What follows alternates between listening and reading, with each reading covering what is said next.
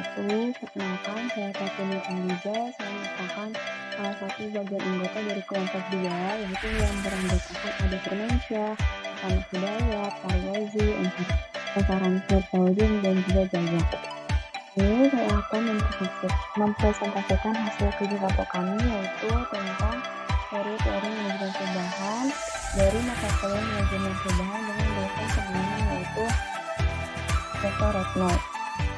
Nah, sebelum ke pembahasan selanjutnya, kita akan menjelaskan dulu nih poin-poin apa aja yang ada di materi ini. Yaitu yang pertama ada pengertian manajemen perubahan, yang kedua ada teori manajemen perubahan, yaitu ada dua sumber, yaitu dari internet dan juga dari buku. Bukunya itu dari dosen kami, yaitu Dr. Retno. Yang ketiga yaitu model perubahan. Nah, yang pertama pengertian manajemen perubahan di sini ada secara umum dan juga definisi dari para ahli. Yang pertama, definisi secara umum manajemen perubahan merupakan suatu proses secara sistematis dalam menerapkan pengetahuan, saran, dan juga sumber daya yang diperlukan untuk mempengaruhi perubahan pada orang yang akan terdampak dari proses tersebut. Jadi, kalau bisa dibilang itu, manajemen perubahan itu kayak suatu proses di mana proses itu akan menjadi lebih baik dari proses-proses sebelumnya.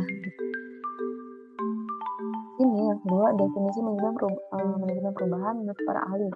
Terdapat dua para ahli yang kita ambil, yaitu ada dari Kotter dan juga dari Sangkala.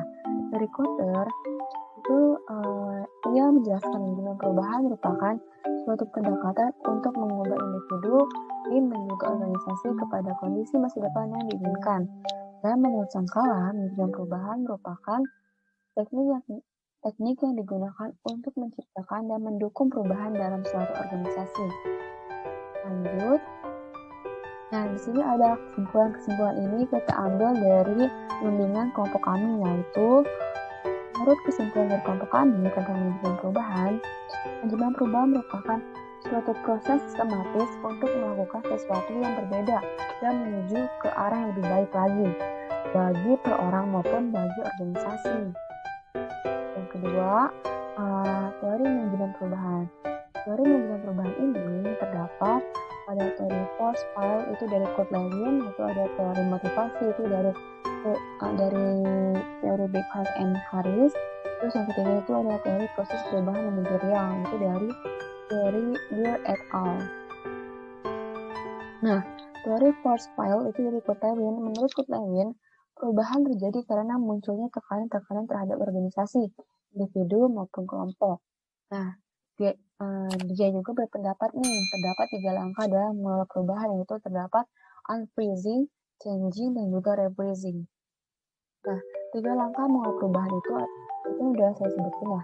Ada unfreezing, changing, dan juga rebracing. Nah, unfreezing ini merupakan suatu proses penyadaran tentang perlunya atau adanya kebutuhan untuk berubah. Yang kedua itu ada changing, yaitu langkah berupa tindakan untuk memperkuat dan memperbaiki sebuah individu. Yang ketiga itu adalah rebracing, yaitu merupakan membawa kembali organisasi kepada keseimbangan yang baru atau biasa disebut new dynamic equilibrium. Nah, kesimpulan dari teori dari Kurt Lewin ini, force file, yaitu bahwa kekuatan tekanan atau driving force akan berhadapan dengan penolakan atau biasa disebut resistance untuk berubah. Lanjut kita ke teori motivasi, yaitu dari Beckhardt and Harris. Nah, menurutnya teori motivasi itu merumuskan teori motivasi untuk berubah. Nah, mereka ini menyimpulkan perubahan ini akan terjadi kalau ada sejumlah syarat.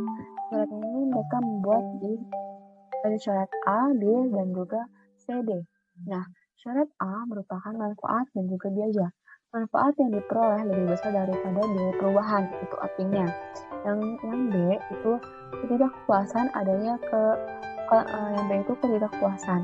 Yang artinya ada ketidakpuasan yang menonjol terhadap keadaan sekarang. Yang C itu persepsi hari esok. Maksudnya itu gimana? Maksudnya itu gini. Manusia dalam suatu organisasi melihat hari esok yang dipersiapkan lebih baik, itu lebih baik dari hari-hari kemarinnya. Itu yang D, cara yang praktis. Nah, artinya ada cara yang praktis yang dapat ditemukan untuk jalan keluar dari situasi yang sekarang itu. Nah, perumusan secara matematika sederhananya itu A, B, C lebih besar dari D. Maksudnya ketidakpuasan persepsi dan hari esok, ketidakpuasan persepsi hari esok, dan juga adanya dari praktis itu lebih besar dari biaya untuk berubah. Kesimpulannya yaitu pentingnya sebuah efisiensi dalam perubahan agar manfaat yang diperoleh cukup memotivasi perubahan, dan perlunya upaya-upaya mendeskripsikan keadaan sekarang sebagai keadaan yang buruk. Nah, sehingga kita merasa perlu bergerak, perlu adanya dorongan yang berdampak akan menimbulkan jauh lebih baik dari keadaan sekarang. Nah, yang selanjutnya itu adalah teori proses perubahan manajerial dari Beer et al. Nah, teori proses perubahan manajerial ini merupakan pentingnya melibatkan sedemikian banyak orang dalam perubahan. Jadi pentingnya tuh upaya-upaya mengurangi stres dalam perubahan dan juga desain pekerjaan yang lebih memuaskan. Untuk menghasilkan perubahan secara manajerial, perlu banget nih dilakukan beberapa hal. Nah, yang pertama itu kita perlu memobilisasikan energi para stakeholder untuk mendukung perubahan.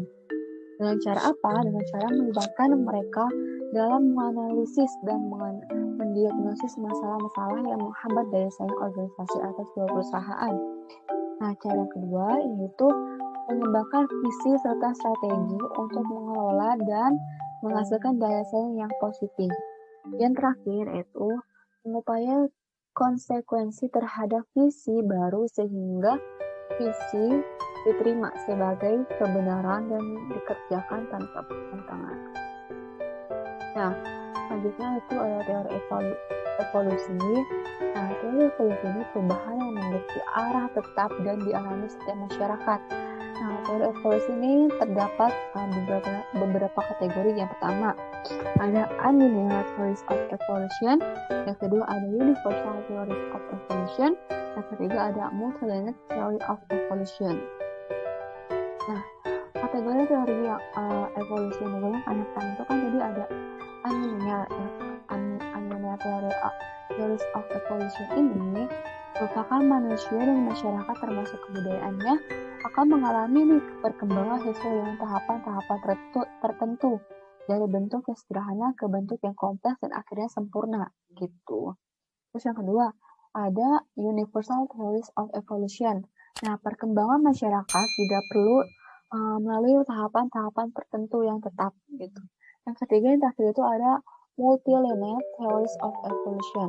Maksudnya itu penelitian yang memfokuskan kepada tahapan perkembangan masyarakat. Nah, yang terakhir itu ada teori konflik. Perubahan sosial dapat terbentuk dari konflik. Nah, jadi teori konflik ini merupakan teori konflik yang berasal dari pertentangan kelas antara kelompok penguasa dan kelompok masyarakat yang tertindas, sehingga melahirkan sebuah perubahan sosial yang mengubah sistem sosial. Terus ada teori fungsional. Nah, bahwa perubahan sosial tidak lepas nih dari hubungan antara unsur-unsur kebudayaan dan juga dalam masyarakat. Nah, teori fungsional ini lebih menerima perubahan sosial sebagai sesuatu yang konstan dan tidak memerlukan penjelasan. Jadi, teori fungsional ini hanya menerima perubahan yang bermanfaat bagi masyarakat, yang dimana perubahan seringkali tidak bermanfaat akan dibuang atau tidak digunakan. Itu. Nah, itu juga ada teori siklus. Nah, teori siklus ini berpendapat bahwa suatu perubahan sosial itu tidak dapat dikendalikan sepenuhnya oleh siapapun dan oleh apapun. Oleh karena itu, dalam setiap masyarakat terdapat perputaran atau siklus yang harus diikutinya. Jadi, kesimpulannya dari teori siklus ini adalah kebangkitan dan kemunduran suatu kebudayaan atau kehidupan sosial merupakan hal yang wajar loh dan tidak dapat dihindari gitu. Dan itu harus kita jalani. Nah, yang ketiga itu ada model perubahan.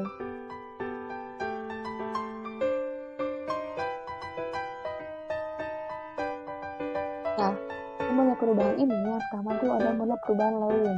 Ada inclusive, changing, dan juga regressive. Ya, saya sebutkan yang di awal inclusive itu jadi suatu proses penyadaran tentang perlunya atau adanya kebutuhan untuk berubah. Yang B itu changing.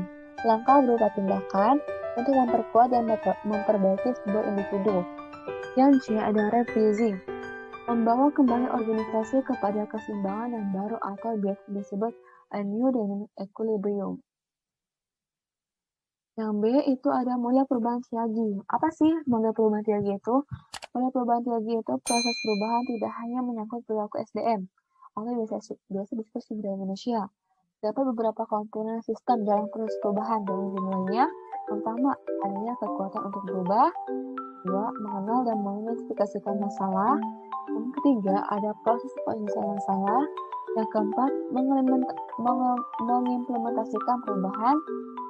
Dan yang terakhir itu ada mengukur, mengevaluasi, dan juga mengontrol hasilnya. Sekian dari saya.